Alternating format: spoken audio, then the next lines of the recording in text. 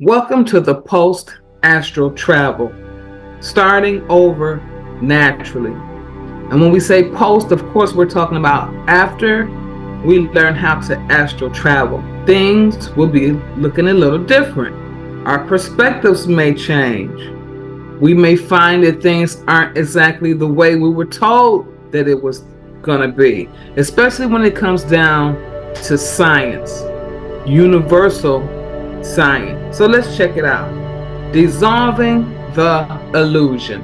The whole totality of the ideological structures and the mental constructs of what constitute the world today, that's going to include science, it must be dissolved. These structures are all mental illusions, though, which are easy to dissolve once you recognize them. However, it is difficult to dissolve these constructs when you are the only one who sees through the illusion, and 99% of the people around you are still living in a fictitious reality. And that can be somewhat discouraging. So remember, we're doing essays, but we're doing the thought essay. We're not writing down unless you just want to. But the question is, what is the best way for you and or family to dissolve those mental illusions when everyone else in the extended family or in your immediate family is stuck in the 1260 construct? What will you do? Do you slowly implement different changes and explain if anybody asks you why? Or do you force it down their throat? Or do you argue with your people? No.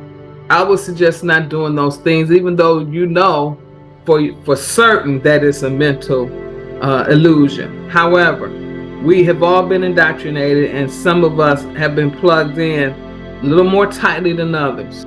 True or false? The time-space is a medium that exists for the organization of intelligent life and forms. It is true. Time-space establishes a living order and context that allows us to reestablish communities attuned to the One, the Source. Activities. It is very possible that the world can experience nuclear war, power grid failures, more government intrusive laws, and further societal breakdown. Number one, what plans are you making to prepare for it with the cosmic science that you know? Number two, how do you plan to live using natural sources to cook food, communicate with cell phones, computers, etc.? 3. You can write these down in a journal with being as realistic as possible. But if you've already thought about this, you may not have to write it down. It's already in your mind. You're already asking for help and guidance from your spiritual team. And we are learning how to use telepathy to a degree. Number 4, do you plan to live in a communal setting with like-minded people? Number 5, who in your circle has this? Or do you want to start your own community with people you trust?